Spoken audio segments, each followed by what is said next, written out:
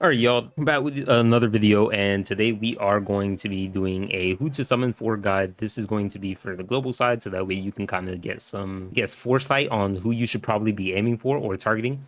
This is going to mainly be going out for free-to-play players, ones that are trying to focus more so on being a meta slave, right? Because I do want to put out there, despite what I say in this video, at the end of the day, if there is a character that you like if you like Mahito, or you like Gojo, or you like Inumaki, whoever it may be, if you enjoy that character or you like the way that they play and you've seen videos on how they play, which of course I'll be doing videos on practically almost every character so you can see how they play, then just pull for them.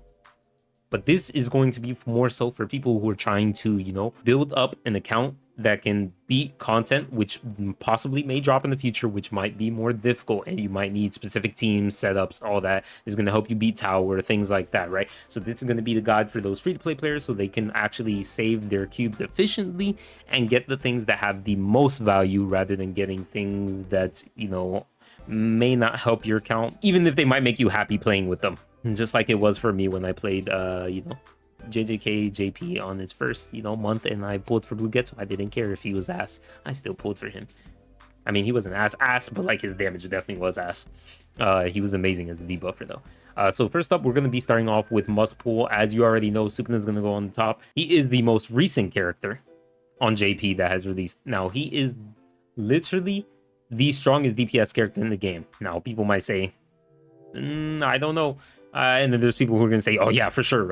It's Sukuna. Of course he is, right? Sukuna, if I had to compare his ult with other DPS's ult, I'd say they're kind of like roughly the same.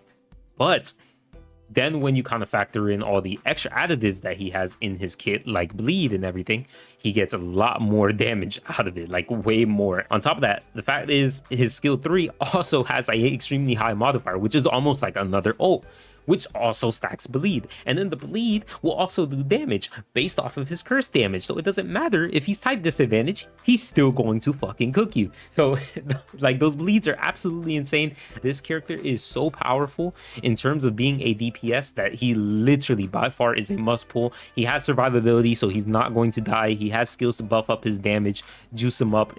He has his ult regens all his curse energy. Like he gets skill restricted, but it doesn't even matter because the skill restriction essentially kind of just is what you wanted to do anyways in his standard rotation. So it's like it's already good. It's like fuck. Yeah, definitely on top.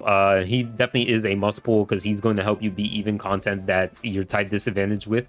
If you, of course, set up the team properly and you pull one of these other new characters that is also a must pull, and that character is going to be Domain Expansion Gojo. Now, I rate this character way more highly than I do of Sukuna, but I know a lot of people like Sukuna. But here's the thing. Domain Expansion Gojo is literally a universal debuffer that fits on every single team, no matter the color. He is omnipotent, and his presence here is literally no matter what. He will be on any team. Now, of course, there's going to be teams where you may want to use Gojo as your DPS, and then that's kind of where he kind of falls off at. But when you consider the fact that this character is going to be elevating every single DPS aside other Gojos in the game to a new level, especially characters like Sukuna, he has the most value in the game. He can stop ults, he can literally stun them, he can debuff them so you do more damage. He's literally insane. He's literally must pull. Plus, he's limited, so no doubt about that. You should be pulling for that character. Next up, we have Zone Yuji. Now, I'd say Zone Yuji is a must pull. He is probably one of the top yellow DPSs. I know people are going to be mad and be like, no, Team Gojo. Yes, but no. So here's how I see Team Gojo. I think Team Gojo is fairly consistent with his damage output, and it's very high. Zone Yuji may not be as consistent, but overall, he definitely does a lot of damage that people don't really take note on. Where you're going to be dealing damage, you don't need to do any setup or anything, right? You're just trying to get into your zone so that way you can deal your damage. With him, you're always constantly doing damage with your skills. All of his skills are practically like attacks, doing damage. And, Gojo, of course, you're just kind of like spamming his buff a lot of the time, right? So you can do a lot of damage in your ult. So Yuji just does decent damage on his skills. And then he does even more damage when you ult. And then you do your skills. So I feel like he has a lot of good damage because, like I said, you're going to be ulting, doing the damage with your ult. You're going to be having an extra action. Those extra actions allow you to dish out even more damage. There's more chances for black flashes. The more black flashes, the higher your ceiling. It's like he has a lot of damage output. People just don't really see it because it's not instant like all at once, you know, like Teen Gojo. But you know, people love Teen Gojo, so I can see why they keep saying that. Next character we're gonna have is going to be the JJK0 characters. They are limited characters. They both did receive buffs. This video was mainly going to be characters that are going to release in the future, not ones that we've already released before. But I felt like they were good to note on because people are going to be asking again when we get their buffs on global, and yes, they are worth pulling. Yuta was worth pulling before his buffs. Blue Ghetto, you could have skipped him. But when his buffs come, Blue Ghetto is an absolute menace. Yuta, he's still as powerful as he was before, providing sustain for your team, being able to do a lot of damage with his ult. His skill 3 does a lot of damage. They buffed his skill 2, so his skill 2 can increase the amount of damage you do to the target. So yeah, I mean, he is worth pulling. Blue Ghetto, he is powerful. He can literally be efficient in dishing out damage, and he is extremely efficient at being a debuffer, like literally one of the best debuffers in the game, one of the best. Not is the best, but one of the best. So I feel like he has kind of like a very good blend between the two. So you can use him as your debuffer and you can get some sub DPS value out of him. So that's why I think he definitely is worth pulling in the future when he does rerun. If you already have him, congrats, because when he gets his buff, he is insane. Next up, we have Toji. I feel like Toji and Yuta are kind of like neck and neck in terms of damage. I'd probably rate Toji a little bit higher just because Toji doesn't lock his ult, so you're able to continuously keep dishing out damage even after your first ult. It's fairly easy to get to his ult too because he's going to have high crits, and you can use like-minded sisters on him, which is a physical memory, which is perfect for him, and obviously gives him special gauge when he, crits. So I think he definitely is a little bit better than Yuta, but he is more selfish than Yuta. Yuta can heal your whole entire team. Toji is like, he's healing himself, so, but he has, damage reduction, he can dodge, all that good stuff. So he will survive. He will survive. He's literally beefy, does a lot of damage. He's good. All right. They're both good, but do keep in mind, he is a standard character, right? So, you might want to just pull Yuta regardless, just because Yuta is limited. And we will probably get Toji in a standard banner soon. We don't know when, but soon. Like at least for JP side, but global, we're a long way off from that. But just keep that in mind. He will eventually have a standard banner, unlike Yuta, who is going to be a limited banner. If they continue to keep the trend going, it should be every year. We'll see. We will see. Teen Gojo. He's kind of like in the same boat where he is a standard character. He isn't limited. His damage output is insanely good. He can dodge everything. Unlike the other Gojos who leave, he does not leave. He's permanently on the field, so a lot of people are going to enjoy that. Now, the only reason he's not in must pull is just because he isn't limited. He is not limited. We don't know how they plan to tackle limited banners in the future. We only literally have, for reference, the JJK0, which literally happened only a year after, right? So it's like, it's very difficult and hard to tell.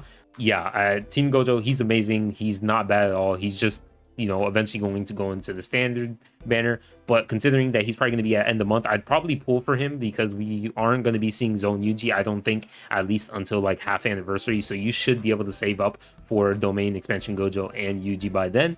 This is only speculation though, by that release date. That is completely speculation. But I don't think they would release Domain Expansion Gojo and, Yuji, Zone Yuji so early, right? Since we're already getting these guys like literally at the end of the month, there's still a bunch of characters in between before we get to them. And plus, if they release them now, then, all these other characters already immediately lose value. Literally, like nobody's pulling for them. They're gonna be like, oh, what? I'm still saving, like I'm still saving. I already got Domain Expansion Gojo. What the hell I need Yaga for? Next up, we're gonna move on to the next character. The next character is gonna be Yaga. I think he's worth pulling for. He has debuffs that can increase the amount of damage you do. He has a passive which buffs your damage for your entire team passively. There's going to be situations where you do fight a boss and they are debuff immune. You're probably going to want to use the SR Yaga there rather than the SSR, but the SSR does have a utility where he can, of course, inflict the status ailment darkness, which is basically blind, and this is insanely powerful when it comes to very difficult content. So when you kind of think at the game state of the game and you're like, do I need Yaga to just dish out more damage, the SR one?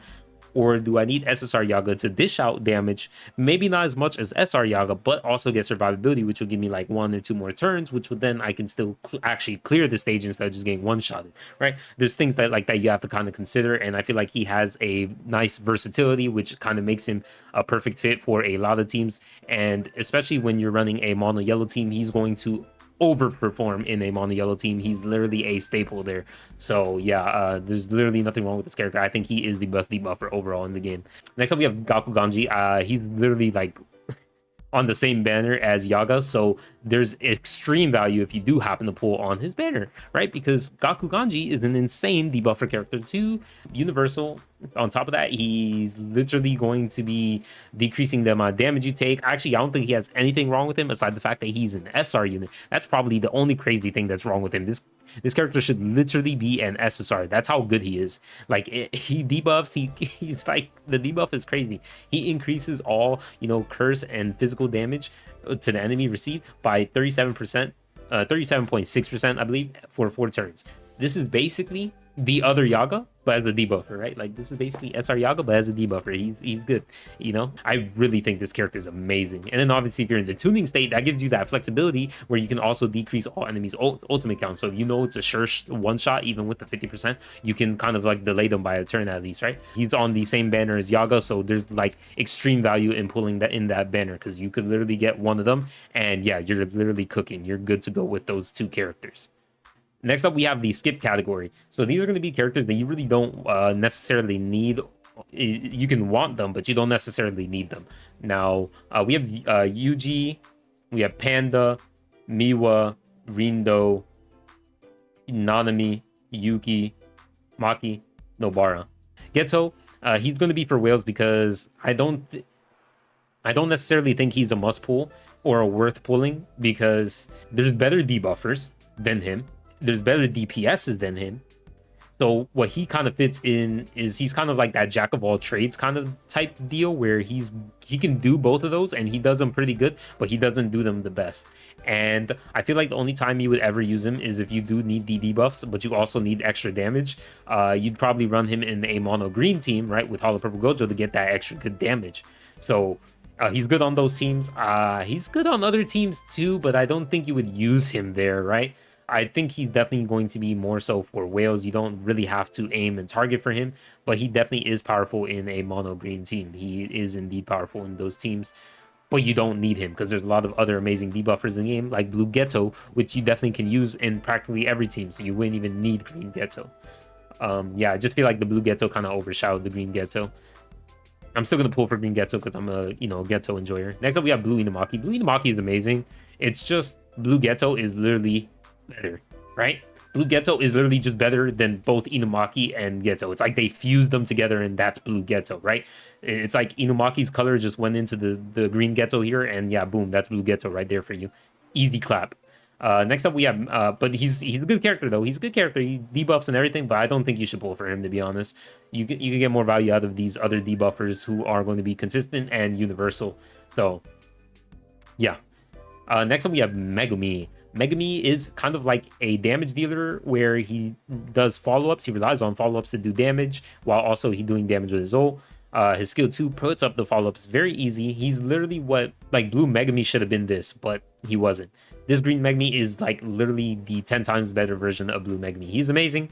I feel like he needs to rely also more on future follow-up characters, and one of those characters I'm talking about, of course, is going to be Mai, who does come before him, where she, we don't know in Global if she's going to come before him. We don't know the schedule for that, but Mai is like an amazing debuffer for, many reasons. She can debuff a lot of debuffs, and in a short amount of time. Of course, not on the same scale as the other debuffers, and maybe a little bit less consistent because you do have to rely on follow-ups.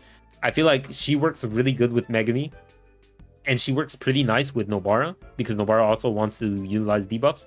But currently, as it stands with the current game, she literally only debuffs, and that's all she does. And the debuffing is only to increase your damage output to them. It doesn't really do anything else. Like other characters, Ganji can, reduce damage. Yaga can, blind them.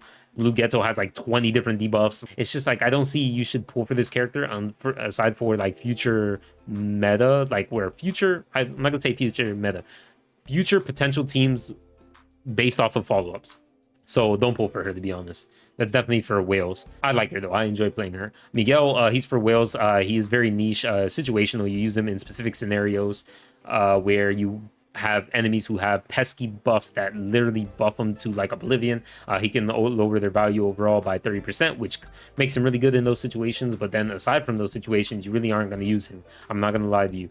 He can tank stuff, right, with of course his damage reduction that he has on the skill 2, which also boosts his damage, and then he can use his skill 3 to, of course, you know, taunt them and all that. But he's still not going to be like the best tank, right? Like the damage reduction is kind of okay, and you need to use a lot of turns to set up that, which means you only get like this protection for a specific set of turns on specific intervals.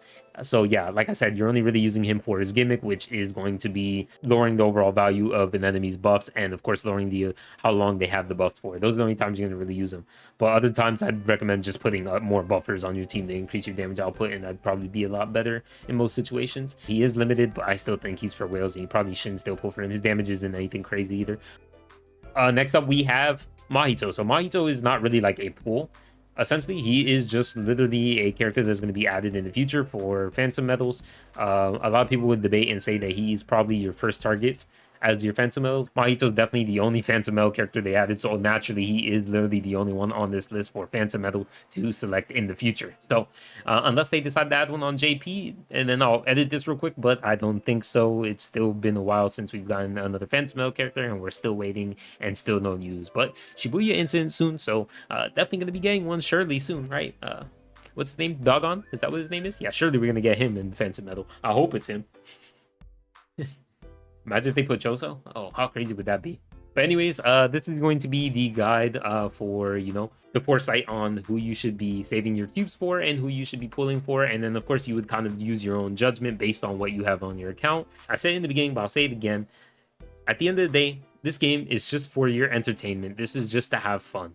And if you're not having fun, don't sacrifice your fun, bro, just for, you know, to be efficient and be meta or whatever. Just play the game. Just pull for the characters you like. You're gonna have more fun. That's the whole reason we're playing the game. This is just mainly for people who just want to make their life easier, and maybe they just enjoy being like, you know, being able to beat content. Maybe that's what they enjoy out of the game. But if you enjoy like a specific character and they're not really that good, doesn't matter. Just pull the character, bro. If I say, you know, they're only they're skips or whatever, and you like Panda, bro, just pull them, bro. Like whatever, bro. Who's gonna tell you? At the end of the day, who's going to stop you? You like that character? Fucking pull for him, bro. Don't let anybody stop your happiness, bro. Just fucking play the game and enjoy it and use whatever character you like to use. That's what I do. But I just pull for all the characters too, because I like to beat everything too. And I like pulling, right? I like summoning. Big gotcha addict, you know what I'm saying? But anyways, at the end of the day, just have fun. Don't take this guide completely serious. It's just a guide to help you understand what is going to be good value for you if you were leaning in that direction. And yeah, that's basically about it. I appreciate you guys for watching, and I'll see you guys in the next video. Peace.